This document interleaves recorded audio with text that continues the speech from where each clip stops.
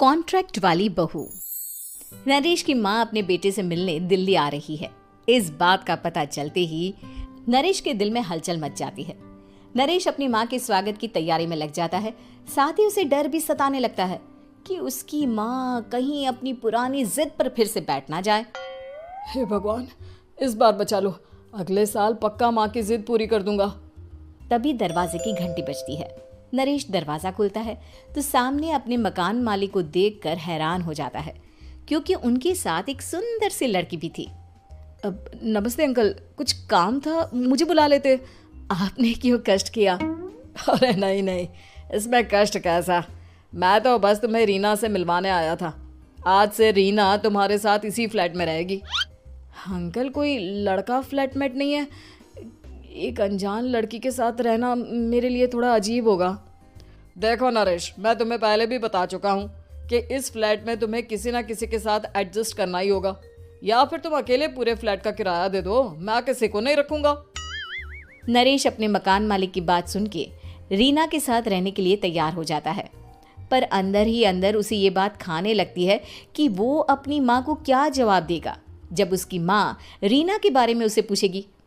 दिन बीतने लगते हैं।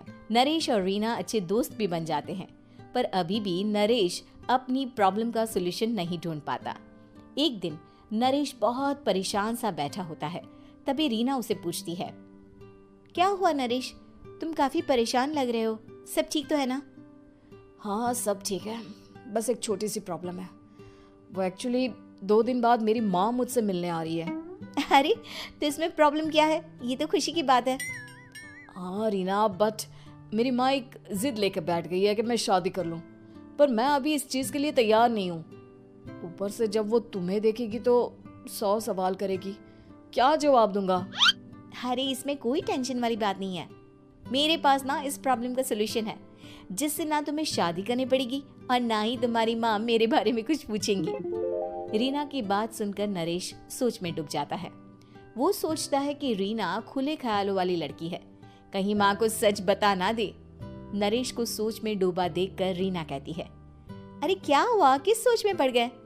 डोंट वरी, जैसा तुम सोच रहे हो ना वैसे कुछ भी नहीं है। मेरे पास एक प्लान है। मैं कुछ समझ नहीं पा रहा हूँ, कैसा प्लान? मैं समझाती हूँ। हम ना एक कॉन्ट्रैक्ट मैरिज कर लेते हैं। फिलहाल मेरे पास जॉब नहीं है, तो तुम इस रूम का किराया दे देना जब तक तुम्हारी माँ यहाँ रहेंगी, सिर्फ तब तक। और तुम अपनी माँ से कह देना कि मैं तुम्हारी पत्नी हूँ, इससे वो मेरे यहाँ रहने पर कोई सवाल भी नहीं करेंगी। अरे बात तुम्हारी ठीक है, पर माँ से झूठ बोलना, ना बाबा, मैं ये रिस्क नहीं ले सकता। कोई और आइडिया दो ना तुम। देखो, मंजूर हो तो बोलो, वरना सच बता दो, मुझे कोई प्रॉब्लम नहीं है। रीना की बात सुनकर नरेश सोच में डूब जाता है। बहुत सोचने के बाद जब उसे कोई रास्ता नहीं मिलता तो वो रीना के बताए हुए रास्ते पर चलने के लिए तैयार हो जाता है। वो रीना से बात करता है और अपनी माँ की पसंद और नापसंद के बारे में बताता है। रीना भी नरेश की सभी बातों को ध्यान से सुनती है, ताकि कहीं उससे कोई गलती ना हो जाए। आखिर वो दिन भी आ जाता है जब नरेश की माँ उससे मिलने दिल्ली आ जाती है। नरेश अपनी माँ को फ्लैट पर लेकर जाता है।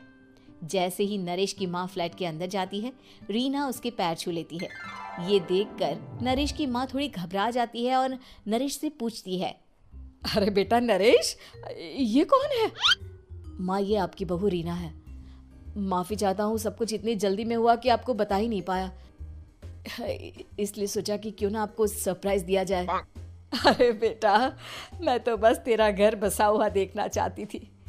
हाँ, बहुत अरमान थे अपनी इकलौते बेटी की शादी को लेकर, लेकिन कोई बात नहीं, शायद किस्मत को यही मंजूर होगा। ये कहते ही नरेश की माँ रीना को गले लगा लेती है।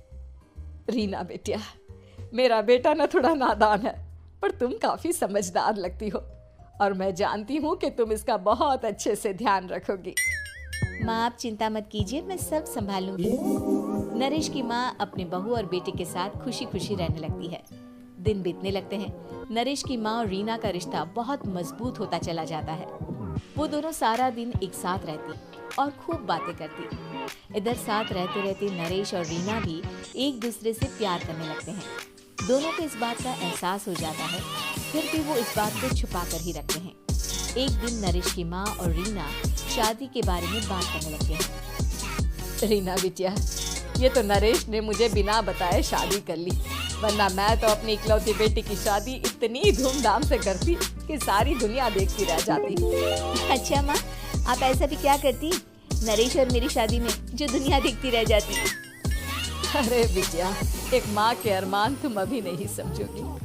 मैं तो अपनी बहू को एक रानी की तरह लेकर आती और शादी भी बिल्कुल शाही अंदाज में करती, पर मेरे तो सारे अरमान ऐसे ही रह गए। खैर, मुझे तो अपने बेटे और बहू की खुशी चाहिए बस। ये कहते हुए नरेश की माँ की आंखों में आंसू आ जाते हैं। रीना भी ये सुनकर ख्यालों में खो जाती है, क्योंकि वो भी मन ही मन खुद को नरेश की पत्नी और उसकी माँ की बहू मानने लगी थी। शाम को जब नरेश ऑफिस से घर आता है तो रीना खुद को रोक नहीं पाती और नरेश के सामने उसकी माँ को अपने और नरेश के रिश्ते का सारा सच बता देती है। रीना की बात सुनकर नरेश की माँ दोनों से बहुत नाराज हो जाती है और घर वापस जाने की बात करने लगती है। तुम दोनों ने मुझसे सच छुपाकर बहुत ठेस पहुंचाई है मुझे। अब तुम लोगों के साथ नहीं रहना चाहती मैं, कल ही वापस चली जाऊंगी अपने घर। माँ, मुझे माफ कर दो, ये सब मैंने रीना के कहने पर ही किया है, वरना मैं भी आपको कभी ठेस पहुंचाने के बारे में सोच भी नहीं सकता। हाँ माँ, हमने ये सिर्फ आपका दिल रखने के लिए किया, प्लीज हम दोनों को माफ कर दीजिए।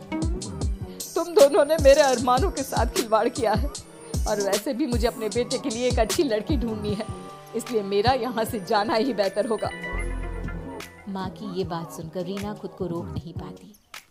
माँ, क्या मैं आपके घर की बहू बनने लायक नहीं हूँ? रीना की बात सुनकर नरेश हैरान रह जाता है। नरेश की माँ भी कुछ समझ नहीं पाती। मैं कुछ समझी नहीं, आखिर तुम कहना क्या चाहती हो? माँ, मैं वो नरेश से बहुत प्यार करती हूँ और साथ ही साथ मैं आपको भी अपनी माँ मान बैठी हूँ। आज जब आपकी बातें सुनी तो खुद को रोक नहीं पाई, इसलिए सारा सच आपको बता दिया। रीना की बात सुनकर नरेश की माँ की आंखों में आंसू आ जाते हैं और वो अपने बेटे नरेश और रीना को गले लगा लेती है। मेरे घर की बहू तो सिर्फ रीना बिटिया ही बनेगी। मैं आज ही तुम दोनों की शादी की तारीख निकलवा दूंगी, बस एक बार तुम्हारे घर वाले मान जाए। उसी दिन रीना के माता पिता भी उनके फ्लैट पर आ जाते हैं। दोनों परिवार आपस में बैठकर बातें करते हैं और शादी के लिए राजी हो जाते हैं। रीना भी कॉन्ट्रैक्ट फाड़ देती है और कहती है, सही मायने में मैं अब बहू बनूंगी, अब तक तो सिर्फ कॉन्ट्रैक्ट वाली बहू थी।